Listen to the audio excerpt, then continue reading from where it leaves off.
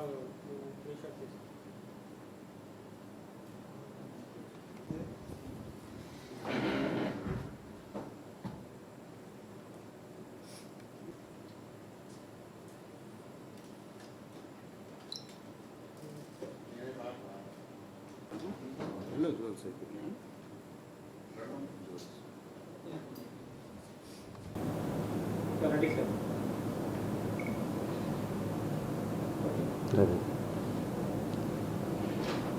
రోజున మన ఆంధ్రప్రదేశ్ క్యాపిటల్ అయిన అమరావతి డెవలప్మెంట్ అనే అంశం మీద ప్రెస్ మీట్ నిర్వహించడం జరుగుతుంది. ఈ సమావేశానికి వచ్చిన మీడియా ప్రతినిధులకు, ప్రెస్ వారికి ముఖ్యంగా నా నమస్కారాలు. ఈ సబ్జెక్ట్ మన ఆంధ్ర రాష్ట్రంలో గత 2 సంవత్సరాల నుంచి నడుస్తూ వస్తూనే ఉంది. మన రాష్ట్ర విభజన జరిగిన దగ్గర నుంచి మనకి క్యాపిటల్ మన ఆంధ్ర రాష్ట్రం తరపున అమరావతిని ఎన్నుకున్న దగ్గర నుంచి కొంతకాలం డెవలప్మెంట్ జరిగింది. తర్వాత ప్రభుత్వం మారింది. ప్రస్తుత ప్రభుత్వం ఈ అంశం పట్ల శ్రద్ధ చూపించలేక కారణంగా మరి అమరావతి క్యాపిటల్ విషయంలో తగిన డెవలప్మెంట్ జరగలేదు. అయితే ఈ అంశంలో ముఖ్య విషయాలు ఏంటంటే చాలా వరకు లీగల్ ఆస్పెక్ట్ ఉంది. అంటే చట్టపరమైన అంశాలు ఎన్నో ఉన్నాయి. ఆ అంశాలను దృష్టిలో తీసుకొని దీనికి సంబంధించినంతవరకు వివాదాస్పదమైన వ్యవహారాలు నడుస్తూ ఉన్నాయి. అయితే మా ప్రెస్ మీట్ యొక్క ముఖ్య ఉద్దేశం ఏంటంటే ఇది ఒక రాజకీయ పక్షాన్ని తరపున కానీ, లేక ప్రభుత్వానికి వ్యతిరేకంగా కానీ, లేక ప్రభుత్వానికి మేము దాని పట్ల విమర్శనాత్మకమైన దృష్టితో కానీ ఈ ప్రెస్ మీట్ నిర్వహించడం జరిగింది కాదు. దీని యొక్క ముఖ్య ఉద్దేశం ఏంటంటే ఆంధ్ర రాష్ట్రం మిగతా రాష్ట్రాలతో పాటు పురోగాభివృద్ధి అయి సమానంగా ఉండాలి. దానికి మనవంత కృషి ఏంటి, మనం ఏం చేస్తున్నాం, ప్రభుత్వం తరపున, ప్రజల తరపున, రాజకీయ పార్టీల తరపున ఎంతవరకు మనము ఈ యొక్క అంశాన్ని మన బాధ్యత తీసుకొని ముందుకు తీసుకెళ్తున్నాం అనే ఆస్పెక్ట్ గురించి ఈ ప్రెస్ మీట్ జరిగింది. అయితే మరి ఇంత మనకి ఏపీ రీఆర్గనైజేషన్ యాక్ట్, అట్లానే AP capital region development authority act, ఈ 2 యాక్ట్స్ మనకి లోక్సభ ద్వారా, శాసనసభ ద్వారా రావటం జరిగింది. ఆ చట్టాల తరపున మనకి క్యాపిటల్ రావటం, ఆ క్యాపిటల్ని డెవలప్మెంట్ చేసే వ్యవహారం ముందుకు వెళ్ళింది. అయితే ఈ 2 చట్టాలు మనకి సరిగా దాన్ని ఉపయోగించుకోవడం జరగలేదు. మరి తత్ఫలితంగా మన రాష్ట్రం క్యాపిటల్ విషయంలో వెనకబడిపోవటం, మరి కొంతమంది ప్రజలకి దాని విషయంగా వ్యవహారం అర్థం కాక కన్ఫ్యూజన్లో స్టేట్ కూడా ఉండటం జరిగింది. ఈ విషయంలో మన ప్రస్తుత ప్రభుత్వం మరి 3 రాజధానులు ఉండే విషయాన్ని కూడా ప్రస్తావనలోకి తేవటం, దాని పరంగా శాసనసభలో కొన్ని మార్పులు తీసుకురావటం, అవి వెనక్కి వెళ్ళటం, తిరిగి ఆ వ్యవహారం కోర్టు వరకు రావటం జరిగింది. మరి కోర్టులో మొన్న ఈ మధ్యలో దీని తరపున తీర్పు కూడా మన ఆంధ్రప్రదేశ్ హైకోర్టు వారు ఇచ్చారు. మరి తీర్పు మన ఆంధ్రప్రదేశ్కి అమరావతి క్యాపిటల్ గానే కొనసాగాలని, దాని వ్యవహారం ప్రభుత్వం బాధ్యత వహించి ముందుకు తీసుకెళ్లాలని చెప్పి స్పష్టంగా తీర్పులు ఇవ్వడం జరిగింది. ఈ తీర్పును మనము గమనించాలి. మేము ఈ విషయం పరంగా ఈ 2 చట్టాల గురించి గత సంవత్సరంన్నర నుంచి ఎడ్యుకేట్ చేస్తూనే ఉన్నాము. ప్రభుత్వానికి అనుకూలంగా కానీ, ప్రజలకు అనుకూలంగా కానీ ఈ వ్యవహారం ఎంతవరకైతే వివాదాల నుంచి బయటకు వచ్చి ప్రజలకి ఎంత ఉపయోగపడుతుందో, మన క్యాపిటల్ని వృద్ధి చేయడానికి ఎంత అవకాశం ఉంటుందో, తద్వారా మరి ప్రజల తరపున మేము చాలా కృషి చేసి ఉన్నాము. అయితే మనం తెలుసుకోవాల్సింది ఏంటంటే ప్రభుత్వానికి మనకి కోర్టు వ్యవహారాలు మనకి మరి అనుకూలంగా రావట్లేదనే ప్రభుత్వానికి దీని గురించి ఒక భావన ఉన్నది. అయితే ఒకటండి విషయం ఏంటంటే వ్యవహారం అంతా కూడా పూర్తిగా చట్ట పరిధిలో ఉన్నది. చట్టం ఎలా ఉంటుందో కోర్టులు అలా చేస్తాయి. చట్టం అనుకూలంగా ఉంటే కోర్టుకి అనుకూలంగా వస్తాయి, ప్రభుత్వానికి అనుకూలంగా వస్తాయి. మరి చట్టం అనుకూలంగా లేకపోతే ప్రజలకు అనుకూలంగా ఉంటుంది. మధ్యలో కోర్టులు చేసేది ఏమీ లేదు. మరి ఈ విషయం అందరూ తెలుసుకోవాలి. మరి మొన్న జడ్జిమెంట్లో కూడా చాలా స్పష్టంగా ఇచ్చారు. ఏమనంటే ఎట్టి పరిస్థితుల్లో కూడా మన క్యాపిటల్ విషయంలో అశ్రద్ధ చేయొద్దు. 3 నెలల్లో రైతులకు వారికి సంబంధించిన ప్లాట్స్ను వాళ్ళకి తిరిగి ఇచ్చేసి డెవలప్ చేసి పైగా ఇచ్చేసే వ్యవహారం నడిపించాలి. 3 నెలల్లో అప్పచెప్పాలి. అట్లానే 6 నెలల్లో రాజధానిని పూర్తిగా డెవలప్ చేసి దాని వ్యవహారం కూడా పరిష్కరించాలి. దీనికి సంబంధించి ఎలా నడుస్తుంది, పనులు ఎలా జరుగుతుంది అంటూ కూడా అఫిడవిట్లు కూడా కోర్టులో దాఖలా చేయమని కోర్టు చెప్పింది. మరి మనం దాన్ని గ్రహించాలి. కోర్టు అంత ఖచ్చితంగా చెప్పిందంటే మరి ఆ చట్టంలో ఉన్న పదును, చట్టంలో ఉన్న బలం, చట్టంలో ఉన్న మరి ఆ లీగాలిటీ ఎంతవరకు ఉందనే విషయం కూడా ప్రజలు తెలుసుకోవాల్సింది. ప్రజలు కన్ఫ్యూజన్ కాకూడదు. ఇది ప్రభుత్వానికి అనుకూలంగా ఉందా, వ్యతిరేకంగా ఉందా అనే వ్యవహారమే రాకూడదు. అలాంటి జగడం కూడా ఉండకూడదు. ఒక కోర్టులో ఒకసారి ఒక ఆర్డర్ వచ్చినా, డైరెక్షన్ ఇచ్చినా, తీర్పు ఇచ్చినా మనం దాన్ని మరి పాజిటివ్గా అర్థం చేసుకొని దాన్ని ఎట్లా ఇంప్లిమెంట్ చేయాలి, ఏ విధంగా అయితే దాన్ని వ్యవహారాన్ని ముందుకు తీసుకెళ్ళి ప్రజలకు అనుకూలంగా చేయాలనే దృక్పథంతో ఉండాలి తప్ప మరి దాన్ని రాజకీయ కోణంలో కానీ ఇతరత్ర ఇంకో కోణంలో కానీ చూడటం జరగకూడదు. మా ముఖ్య ఉద్దేశం ఏంటంటే ఈరోజు ప్రెస్ మీట్ పెట్టడం ముఖ్య ఉద్దేశం. మరి దాదాపు మీరు చూడండి 300 పేజీలతో వచ్చిన తీర్పు వచ్చింది.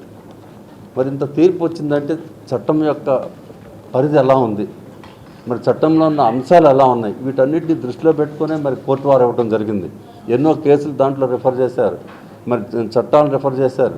మనం ఏమైతే లోగడ ఏపీ పునరుద్ధరణ చట్టం గురించి అట్లానే ఏపీ సిఆర్డీ యాక్ట్ గురించి చెప్పామో వాటన్నిటిని కూడా ఉదాహరించారు. ఇవన్నీ ఊరికే వాళ్ళకి నచ్చింది రాయటం కాదు ఇక్కడ. కాబట్టి మన తీర్పును చదవనన్నా చదవాలా, లేక అర్థం చేసుకోవాలి, లేదా తెలిసిన వాళ్ళ ద్వారా దాన్ని ఎట్లా ఉంది ఏంటనే తెలుసుకోవాలి. మరి తెలుసుకోకుండా మరి మన కోర్టు ఒక పందాలో చెప్తే మనం ఇంకొక ద్వారంలో పోవటం అనేది కోర్టుకి వ్యతిరేకత అవుతుంది. మరి తర్వాత అది కంటెంప్ట్ కూడా అవుతుంది. ఆల్రెడీ కొంతమంది లోకడ కోర్టులో ఇచ్చిన ఆర్డర్లని అలానే డైరెక్షన్స్ని వ్యతిరేకించారు. దానికి మరి పెద్ద వారు అంటే మరి ప్రజాప్రతినిధులు సైతం మరి కోర్టు దృష్టిలోకి వెళ్ళటం, మరి కోర్టులో ఆ విషయంలో కూడా విచారాన్ని వ్యక్తం చేసింది. ఎందుకంటే కోర్టు అనేది మన వ్యవస్థ, మనం పెట్టుకున్న వ్యవస్థ. మన కోర్టులు మనమే మరి విమర్శించుకుంటూ పోతే చివరికి మనకు చాలా అధ్వానమైన పరిస్థితిలో వెళ్తాం. మనం అలాంటి పరిస్థితి రాకూడదు. కోర్టును మనం గౌరవించుకోవాల్సిందే. ఒకసారి మరి ఆర్డర్లు మాకు వస్తాయి, మేము కోర్టులో గెలిస్తే చాలా ఆనందంగా ఉంటుంది. కేసు గెలిచినప్పుడు, ఓడిపోయినప్పుడు తప్పదు, ఒప్పుకోవాల్సిందే. కాబట్టి ఆ విషయంలో మాత్రం మరి ఈ ప్రెస్ మీట్ ద్వారా మేము ప్రజలకు తెలియజేయాల్సింది ఏంటంటే సాధ్యమైనంత వరకు కోర్టు ద్వారా వచ్చిన జడ్జిమెంట్ని మనం గౌరవించుకోవాల్సిందే. 1వ పాయింట్. 2వది విమర్శించకూడదు, తెలిసి తెలియక విమర్శించకూడదు. మరి ప్రస్తుతం ప్రభుత్వానికి మా మనవి ఒకటే, ప్రజాప్రతినిధులు అంటే ఎమ్మెల్యేలు కానీ మంత్రులు కానీ తదితర విఐపీస్ అత్యున్నత స్థానంలో ఉన్న ఉద్యోగులు కానీ దయచేసి ప్రభుత్వానికి మీరు ఈ జడ్జిమెంట్ యొక్క వ్యవహారాన్ని చక్కగా వాళ్ళకి తెలియజేయండి. ప్రభుత్వం సరైన నిర్ణయం తీసుకోవాలి. కోర్టుకు వ్యతిరేకంగా ప్రభుత్వాన్ని నడపొద్దు. దయచేసి మాకు ప్రభుత్వం పట్ల ఇంకా ప్రభుత్వానికి 2 సంవత్సరాల టైం ఉంది. చక్కగా నిర్వహించి ఈ కోర్టు ప్రకారంగా క్యాపిటల్ని డెవలప్ చేస్తే తప్పనిసరిగా ప్రజల యొక్క అభిమానాన్ని ప్రభుత్వం కూడా తప్పనిసరిగా పొందుతుంది. ప్రజలకు కూడా సౌకర్యం జరుగుతుంది. లేదంటారా మీకు అప్పీల్కి వెళ్ళొచ్చు అనుకుంటే అప్పీల్కి వెళ్ళొచ్చు. ఎవరు కూడా అప్పీల్ అనేది natural right, natural legal right. Nobody can prevent it. Appeal చేసుకోవచ్చు. అయితే ఒక విషయం, అప్పీల్ చేసుకుని కూడా కింద కోర్టు అంటే మన హైకోర్టు ఇచ్చిన తీర్పుని చక్కగా ఇంప్లిమెంట్ చేసుకోవచ్చు. ఒక పక్క ఇంప్లిమెంట్ చేసుకోవాల్సింది మీరు అప్పీల్ చేసుకోండి, దాని నష్టమేం లేదు. జడ్జిమెంట్ ఏం చెప్పింది, బిల్డింగ్స్ కట్టండి, తర్వాత దాంట్లో దాన్ని ఉపయోగించుకోండి, ఎవరికి ఇవ్వాల్సిన భూమి వాళ్ళకి ఇచ్చేసి డెవలప్ చేయండి అని మన కోర్టు చెప్పింది. కాబట్టి ప్రభుత్వం కింద ఆస్తే డెవలప్ అయితే ప్రజలకు మంచి జరుగుతుంది. అప్పీల్ చేసుకోండి. అప్పీల్ రివర్స్ అయితే అది వేరే విషయము, లేదనుకుంటే ప్రజలకు మంచి జరుగుతుంది.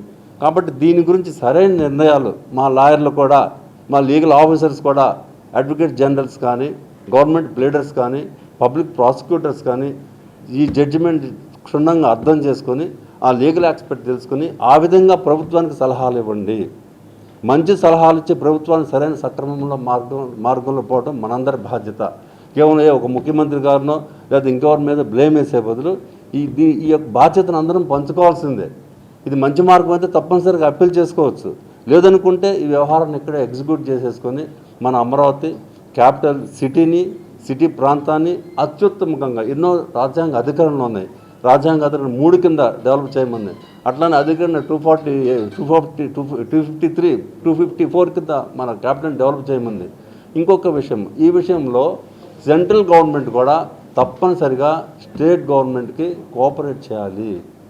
ఆర్టికల్ 250 కింద స్పష్టంగా చేస్తుంది.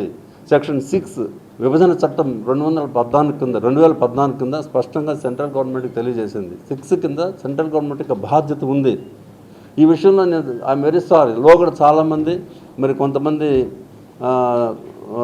ప్రజాప్రతినిధులు కూడా ఎంపీలు ఎమ్మెల్యేలు సెంట్రల్ గవర్నమెంట్కి ఎలాంటి సంబంధం లేదన్నారు. మాకు ఆశ్చర్యం వేసింది. ఏంట్రా బాబా, విభజన చట్టంలో సెక్షన్ 6 కింద క్లియర్గా చెప్పింది సెంట్రల్ గవర్నమెంట్ యొక్క బాధ్యత ఉంది.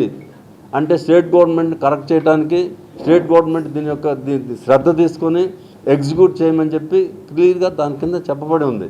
కాబట్టి it is the responsibility of central government to coordinate with the state government. కాబట్టి ఈ సెంట్రల్ గవర్నమెంట్ తన పాత్రను కూడా తను పోషించాలి. అయితే శుభసూచకం ఏమిటంటే మనకి రీసెంట్గా సెంట్రల్ గవర్నమెంట్ కూడా బడ్జెట్లో కొంత ఫండ్స్ని అలాట్మెంట్ చేయడం అనేది శుభసూచకం. కాబట్టి ఈ పరిస్థితుల్లో మనము సెంట్రల్ గవర్నమెంట్ తప్పనిసరిగా స్టేట్ గవర్నమెంట్తో కోఆర్డినేట్ చేసి సహకరించి అట్లానే ఈ జడ్జిమెంట్ని ఉపయోగించుకొని మనకు సంబంధించిన క్యాపిటల్, మనకు ఎంతో కష్టపడితే క్యాపిటల్ వచ్చింది. మరి మనకు ఇన్ఫార్చునేట్ అంటే 2గా మన రాష్ట్రం విడబడిపోవటం, రాష్ట్రము విభజించడం జరిగింది. అట్లానే క్యాపిటల్స్ కూడా విభజించడం జరిగింది. ఇంకా మనకేది, మన క్యాపిటల్ ఎక్కడ, మన స్టేట్ ఎక్కడ, మిగతా స్టేట్స్తో మనం ఎంత వెనక్కి వెళ్ళిపోయాం. ఈ విధంగా తర్జుమా చేసుకుంటూ రాజకీయ పార్టీల మధ్య, ప్రజాప్రతినిధుల మధ్య వివాదాలతోటి, జగడాలతోటి, కోపాలతోటి, గొడవలతోటి ఇప్పటికే 3 సంవత్సరాలు గడిచిపోయింది. ఇక నన్ను ఆగిపోవాలి ఈ గొడవలు. ఇక పెడతారని ఈరోజు మా ప్రెస్ మీట్ యొక్క మా ముఖ్య ఉద్దేశం. తప్పనిసరిగా నేను మన ఆంధ్ర రాష్ట్రం ముందుకు వెళ్తుందని, మిగతా రాష్ట్రాలతోటి పురోగవృద్ధి అయి సమానంగా ఉండాలని, డెవలప్ కావాలనే ఉద్దేశంతో వాళ్ళ ప్రెస్ మీట్ జరుగుతుంది. జై హింద్. చిగురుపాటి రవీంద్ర బాబు. పరిధిలో మాత్రమే వ్యవహారం తీసుకుంటుంది. చట్టం అనుకూలిస్తుందా లేదా అది ముఖ్యంగా చూస్తుంది. ఈ పర్టికులర్ మన స్టేట్ క్యాపిటల్ వివాదం గురించి ఈ 2 చట్టాలే కాదు, విభజన చట్టము, తర్వాత సిఆర్డిఏ యాక్ట్, ఈ 2 యాక్ట్లే కాకుండా సెంట్రల్ యాక్ట్స్, మిగతా సెంట్రల్ యాక్ట్స్ కూడా ఉన్నాయి మనకి. సెంట్రల్ యాక్ట్స్ కూడా అన్నీ కూడా దీన్నే సపోర్ట్ చేస్తున్నాయి. క్యాపిటల్నే సపోర్ట్ చేస్తున్నాయి, 1 క్యాపిటల్నే సపోర్ట్ చేస్తున్నాయి. అట్లానే కాన్స్టిట్యూషన్ 3వ అధికరణ కూడా మన క్యాపిటల్నే సపోర్ట్ చేస్తుంది. మరి అలాంటప్పుడు సిఆర్డిఏ యాక్ట్ ఇది కూడా క్యాపిటల్నే సపోర్ట్ చేస్తుంది. మరి ఈ యాక్ట్స్ ఎక్కడైతే పాస్ చేశారంటే పార్లమెంట్ యొక్క ముఖ్య ఉద్దేశం ఏంటంటే యాక్ట్లో ఏదైతే ఉందో అది పాజిటివ్గా నిర్వర్తించబడుతుందా లేదా అనే విషయాన్ని గుర్తులో పెట్టుకొని వ్యవహారం నడపాలి అనేది పార్లమెంట్ చెప్తుంది. కాబట్టి పార్లమెంట్ యొక్క ఉద్దేశం ఎలా ఉందో, రాజ్యాంగం 3వ ఆర్టికల్ యొక్క ఉద్దేశం ఎలా ఉందో దాని ప్రకారంగా కోర్టులు నిర్ణయం చేస్తాయి తప్ప మనలో కూడా మన స్టేట్లో ఉన్న పాలిటిక్స్ని బట్టో లేక సెంట్రల్ గవర్నమెంట్ పాలిటిక్స్ని బట్టో దాన్ని బట్టి మాత్రం ఎప్పటికీ కోర్టు నిర్ణయాలు ఉండవండి. కాన్స్టిట్యూషన్ ప్రకారంగా, జాతీయ చట్టాల ప్రకారంగా ప్రజలకు అనుగుణంగా ఉందా లేదా, ప్రజలకు ప్రయోజనాత్మకంగా ఉందా లేదా, ఈ విషయాలను దృష్టిలోకి తీసుకొని దానిని బట్టి గతంలో జరిగిన కేసుల యొక్క కంక్లూషన్స్ బట్టి, నిర్ణయాలను బట్టి కోర్టులు తీర్పు ఇస్తాయే తప్ప మనకి మన రాజకీయ పరిస్థితులకి, రాజకీయ నాయకులకి, కోర్టులకి ఎలాంటి సంబంధము లేదు. కాబట్టి మా విషయం ఏంటంటే ఈరోజు ప్రెస్ మీట్ యొక్క ముఖ్య ఉద్దేశం ఏంటంటే ఇది ఒకవేళ అప్పీల్కి వెళ్ళినా కూడా చట్టం ఈ యాక్ట్స్కి అనుకూలంగా ఉంది కాబట్టి తప్పనిసరిగా మనకి క్యాపిటల్ అమరావతిగానే ఉంటుంది. వేరే చోట కావాలనుకుంటే గవర్నమెంట్ డెవలప్ చేసుకోవచ్చు. మన యొక్క సలహాలు కూడా గవర్నమెంట్కి అవసరం లేదు, మనం ఇవ్వాల్సిన పని లేదు. ఆటోమేటిక్గా that is the part of the administration. Vizag చేసుకోవచ్చు, తర్వాత కర్నూలు చేసుకోవచ్చు, ఇంకా మన చుట్టుపక్కల మన తెనాలి డెవలప్ చేయొచ్చు, ఇంకా చిన్న చిన్న టౌన్స్ కూడా డెవలప్ చేసుకోవచ్చు. దానికి ప్రత్యేకమైన యాక్ట్ అవసరం లేదు. ఏదండి?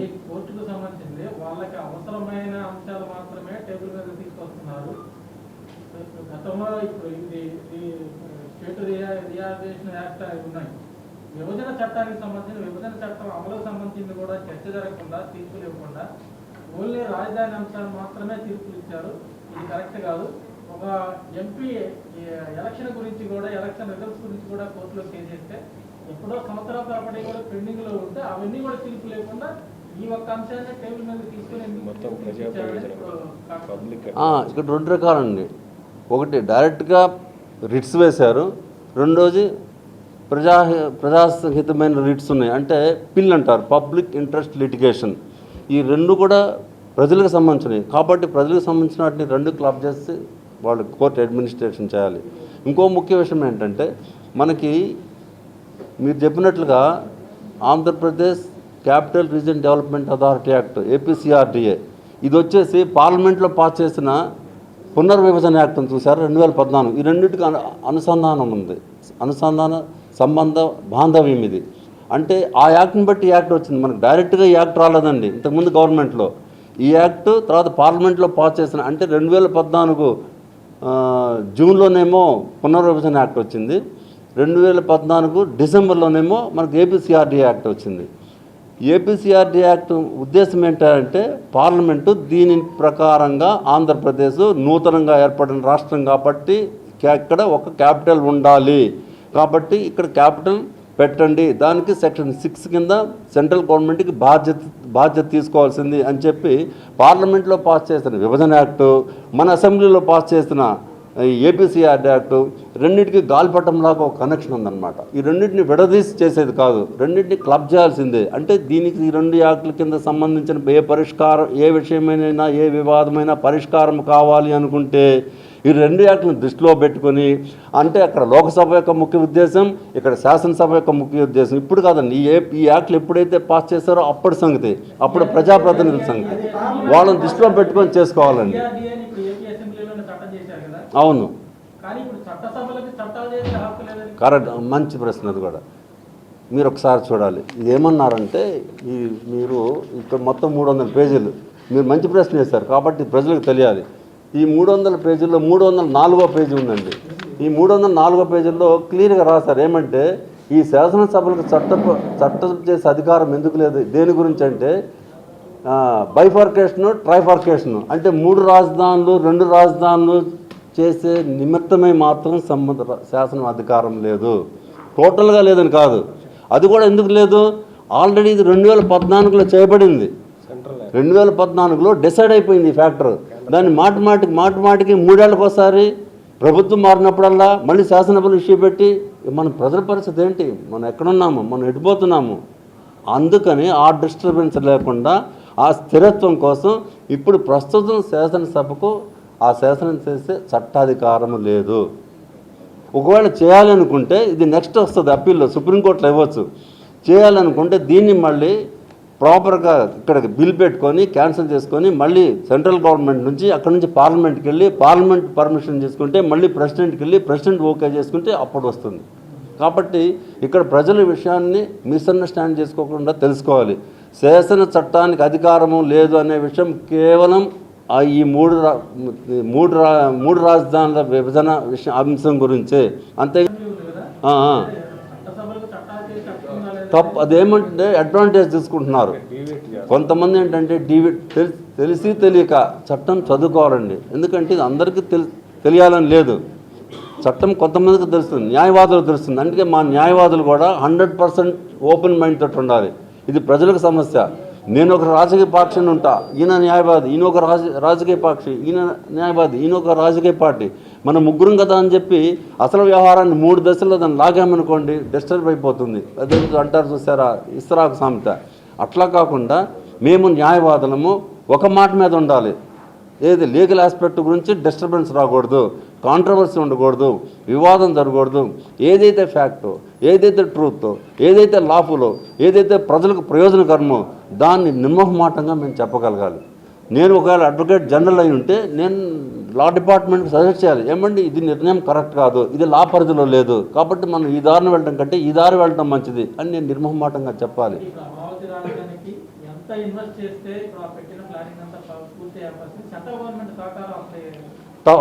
మంచి ప్రశ్న. సెంట్రల్ గవర్నమెంట్, అదే నేను చెప్పాను, మీరు అప్పుడు వినారా లేదో, సెంట్రల్ గవర్నమెంట్ సహకారం కావాలి. మనకి ఈ 3 సంవత్సరాల్లో సెంట్రల్ గవర్నమెంట్ సరైన సహకరించినందువల్ల, చూసి చూడనట్లు ఉన్నవల్ల, గోడ మీద పిల్లివాటంలాగా ఉన్నందువల్ల మన వ్యవహారం వల్ల ముదిరి చివరి కోట్ల వరకు రావాల్సి వచ్చింది. నిజంగా సెంట్రల్ గవర్నమెంట్ పర్ఫెక్ట్గా ఉంటే, ట్రూత్ఫుల్గా ఉంటే, జెన్యూన్గా ఉంటే, సమస్యను పరిష్కారం చేసే విధానంలో ఉంటే ఈ సమస్య ఇంత దూరం వచ్చి ఉండేదే కాదు, కోర్టులకి ఇంత స్ట్రెయిన్ ఉండేదే కాదు, మా న్యాయవాదుల పని ఉండేదే కాదు. కాబట్టి సెంట్రల్ గవర్నమెంట్ రోల్ కూడా దీంట్లో తప్పనిసరిగా ఉంది. ఎందుకంటే విభజన యాక్ట్లో మీరు చూడండి, సెక్షన్ 6 కింద క్లియర్గా సెంట్రల్ గవర్నమెంట్ బాధ్యత పెట్టింది. తర్వాత మనకు యాక్ట్ కూడా మనం తయారు చేసుకుంది కాదు, మన లోకల్ యాక్ట్స్ ఏపీసీఆర్డీ అనేది శివరామకృష్ణ కమిటీలో ఆంధ్రప్రదేశ్ నూతనంగా ఏర్పడిన స్టేట్ కాబట్టి దానికి ఒక క్యాపిటల్ అరేంజ్ చేయండి అంటే ఆ బాధ్యత కూడా మనకి గవర్నమెంట్కి ఇచ్చింది. అప్పుడు మీరే పెట్టుకోండి మీకు ఎక్కడ కావాలో క్యాపిటల్ అంటే అప్పుడు మనకు అమరావతి అనేది సెటిల్ అయిపోయింది. సో ఏదన్నా మంచి కానీ చెడు కానీ అదంతా అయిపోయింది, ఆ పాత్ర అయిపోయింది. కాబట్టి ప్రస్తుతం ఇది ఇంకా దీన్ని ఆల్రెడీ స్టేటే విభజింపబడింది, మన క్యాపిటల్స్ కూడా విభజన కాకుండా దీన్ని ముందుకు తీసుకెళ్తే, పురోగతికి వెళ్తే కేవలం మనమే కాదు, మన బ్రదర్స్, మన సిస్టర్స్, మన చిల్డ్రన్ అండ్ రాబోయే భావి పౌరులు అందరికీ కూడా మన క్యాపిటల్ డెవలప్ అయ్యి మనకి అన్ని సదుపాయాలు ఉంటాయి. వ్యవసాయ పరంగా కానీ, తర్వాత వైద్యపరంగా కానీ, తర్వాత విద్యాపరంగా కానీ, తర్వాత మరి అట్లానే ఎంప్లాయ్మెంట్ పరంగానే మనకు దగ్గరలో కనీసం 20 కిలోమీటర్లో 30 కిలోమీటర్లో మనకు స్టేట్ క్యాపిటల్ ఉందా అంటే ఆ ఆనందమే వేరు.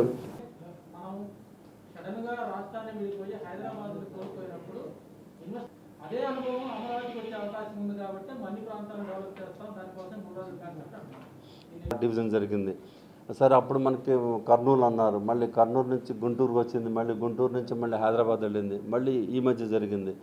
మరి ఇప్పుడు ఈ విధంగా మనకి ప్రతి 20 సంవత్సరాలకు ఒకసారి విభజన జరుగుతూ డివైడ్ అయిపోతుంటే చివరికి మనం ఇలానే ఉండిపోతాం. ఇదివరకు బీహార్ గురించి చెప్పుకునేవాళ్ళం, వెనకబడిన స్టేట్లో బీహార్, తర్వాత ఇంకా నార్థన్ స్టేట్స్ కొన్ని ఉన్నాయి. మన స్టేట్ అలా కాకూడదు. మన land beautiful land, very fertile land, మన మనుషులు కూడా వెరీ స్ట్రాంగ్ పీపుల్. మన సైంటిస్టులు ఉన్నారు, ఇంజనీర్స్ ఉన్నారు, డాక్టర్స్ ఉన్నారు, ఎంప్లాయీస్ ఉన్నారు. రీసెంట్గా కంప్యూటర్ సైన్స్లో ఎంతో ప్రజ్ఞావంతమైనటువంటి యువకులు ఉన్నారు. చివరికి ఏంటంటే మన స్టేట్ వెనకబడిపోతుంది కాబట్టి వీళ్ళందరూ పరాయ దేశాలకు వెళ్తున్నారు. విధంగా చెప్పాలంటే మన పిల్లల్ని మనం అమ్ముకుంటున్నామేమో పరాయ దేశాలకు అనిపిస్తుంది, అమెరికాకు కానీ ఆస్ట్రేలియాకి కానీ. మరి మనకు దగ్గరలో సదుపాయాలు ఉంటే వాళ్ళు ఇక్కడ హ్యాపీగా వాళ్ళు వర్క్ చేసుకుంటారు, మన కళ్ళ ఎదురుగా మనకే బాగుంటుంది. కాబట్టి ప్రజలు ఈ సత్యాన్ని గ్రహించాలి. మనం కేవలం ప్రజాప్రతినిధులు, రాజకీయ నాయకులు వాళ్ళు ఏదో చెప్పే మాట్లాడుతాం, మనం కొంత నాలెడ్జ్ తెలుసుకోవాలి. మరి న్యాయవాదులు కూడా మేము పక్కా ప్రొఫెషనల్గా ఉండాలి. ఈ విషయంలో సెల్ఫిష్నెస్ ఉండకూడదు. వాళ్ళు చేస్తున్న కామెంట్ హైదరాబాద్ మొత్తం ఒకే చోట అభివృద్ధి జరగడం వల్ల మనం విడిపోయినప్పుడు నష్టం జరిగింది, అమరావతి కూడా ఒకే చోట డెవలప్ చేస్తే నష్టం జరుగుతుంది కాబట్టి అన్ని అది తప్పండి. ఎందుకంటే ముందు మనకు ఒక పాయింట్ డెవలప్ అయితే ఆ పాయింట్ కొంతవరకు రీచ్ అయిన తర్వాత పాయింట్ చేసుకోవచ్చు, తప్పులేదు.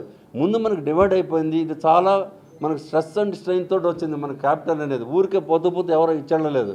సరే ఓకే, క్యాపిటల్ వచ్చింది, దానికి ఫండ్స్ అలాట్మెంట్ అయినాయి, దాన్ని మనం కొంచెం ముందు డెవలప్ చేసుకోవాలి. అది డెవలప్ చేసుకోకుండా దాన్ని అలా ఉంచేసి ఇంకెక్కడో మనం డెవలప్ చేద్దాం అనుకుంటే ఏది డెవలప్ చేయలేము. ఇప్పుడు మనకి 3 సంవత్సరాలు అయిపోయింది, ఏమైనా డెవలప్ అయిపోయిందా? ఉన్న రోడ్లు కూడా పోయినాయి. లాయర్గా చెప్తున్నానండి, ఇది నా బాధ్యత. మాకు ప్రొఫెషనల్ ఎథిక్స్ అని ఒకటి ఉంది. ఒక వికేంద్రీకరణ కట్టుబడి మేము లేము. ఒకే రాష్ట్రం ఒకే రాజధాని, అభివృద్ధి వికేంద్రీకరణ. అనేక ప్రాంతాలు వెనకబడి ఉన్నాయి, వెనకబడి జిల్లాలు ఉన్నాయి, వాటి కోసం డెవలప్మెంట్ కోసం మేము కట్టుబడి ఉన్నామని చెప్పారు. ఆ తర్వాత వచ్చిన సోము వీర్రాజు గారు కూడా ఎక్కడ కాంప్రమైజ్ కాకుండా కరోనా కాలంలో 1 సంవత్సరం నిర్లిప్తం అన్ని పార్టీలు. తర్వాత మేము మహాపాదయాత్ర కూడా కావలిలో అఫీషియల్ గా భారతీయ జనతా పార్టీ గుంటూరు నుంచి కావలి వరకు కూడా పాదయాత్రలు మా ప్రతినిధులు అఫీషియల్ కిషోర్ బాబు గారు కానీ, సుజనా చౌదరి గారు కానివ్వండి, ఇప్పుడున్నటువంటి జాతీయ అఖిల భారత ప్రధాన కార్యదర్శి పురంధరేశ్వర్ గారు కూడా గంటపాదం చెప్పాం. బీజేపీ స్టాండ్, రాజు మారినప్పుడు రాజ్యాలు మార్చొద్దు, అభివృద్ధి కట్టుబడి ఉన్నాం. పేర్లు ఇష్టమైన పేర్లు పెట్టుకోండి, వంశవారసత్వ రాజకీయాలు పేర్లు పెట్టుకోండి, మేము కాదన్నా. కానీ ప్రజలు అవస్థ పడుతున్నారు. లక్షల కుటుంబాలు సూసైడ్ చేసుకున్నారు, లక్షల కుటుంబాలు దెబ్బతిన్నాయి, కొన్ని వందల మంది చనిపోయారు, కొన్ని కుటుంబాలు విడిపోయినాయి. కోర్టులు అడ్వకేట్ చెప్పినట్టు కొన్ని వేల కేసులు కోర్టులు వేస్తున్నారు రాజధాని ప్రాంతం వాళ్ళు. ఎందుకు పెట్టాలి అసలు? ఎందుకు మార్చాలి రాజధానిని?